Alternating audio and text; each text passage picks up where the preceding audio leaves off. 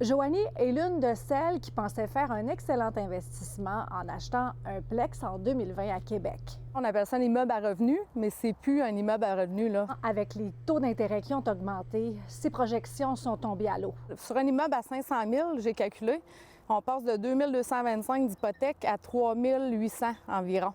Comme plusieurs propriétaires, elle pense que les calculs qui servent à fixer les hausses probables pour les propriétaires dans une année sont désuets. Elle pense qu'il faudrait inclure les coûts de l'hypothèque. Moi, j'ai acheté de 2 personnes âgées que ça faisait quand même longtemps qu'ils étaient propriétaires. Puis, exemple, là, en haut, j'ai un 5,5.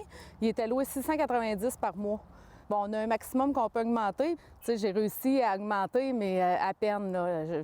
Je regrette pas mon investissement parce que j'ai habité dedans jusqu'à janvier cette année, là. Mais c'est sûr que c'est difficile. Mais puisque la crise du logement s'étire dans le temps, l'écart actuellement se creuse entre les propriétaires et les locataires. Au niveau moral, on se sent prisonnier et c'est pas quelque chose avec quoi on a envie de vivre longtemps. À Montréal, Frédéric, lui, est obligé de rester en colocation avec un ami alors qu'il a son garçon de 7 ans en garde partagée une semaine sur 2.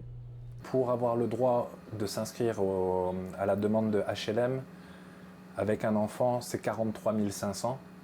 Cette année, j'ai gagné 44 000. Oh, donc 500 $ de... Exactement. Donc, je ne peux pas demander de HLM.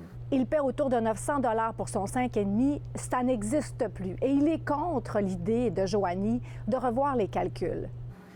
Pour un appartement pour toi tout seul, t'as cherché, puis... Non, c'est pas la peine. Le budget moyen là, pour trouver un appartement pour moi seul avec 2 chambres minimum, c'est entre 1400 et 1600.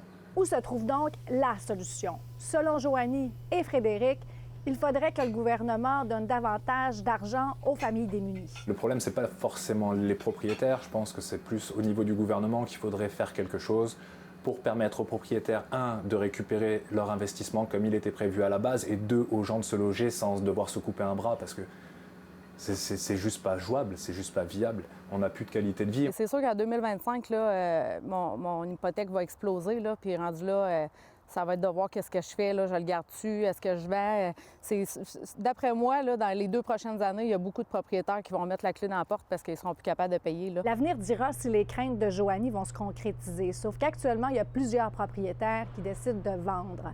En mars 2023, l'Association des courtiers immobiliers du Québec enregistrait 31 000 propriétés en vente pour toute la province. Cette année, il y en a 38 000, une augmentation de 20 %. Et les chiffres, d'ailleurs, pour le mois d'avril doivent sortir au cours des prochains jours. On verra bien. À Montréal, Véronique Dubé pour Nouveau Info.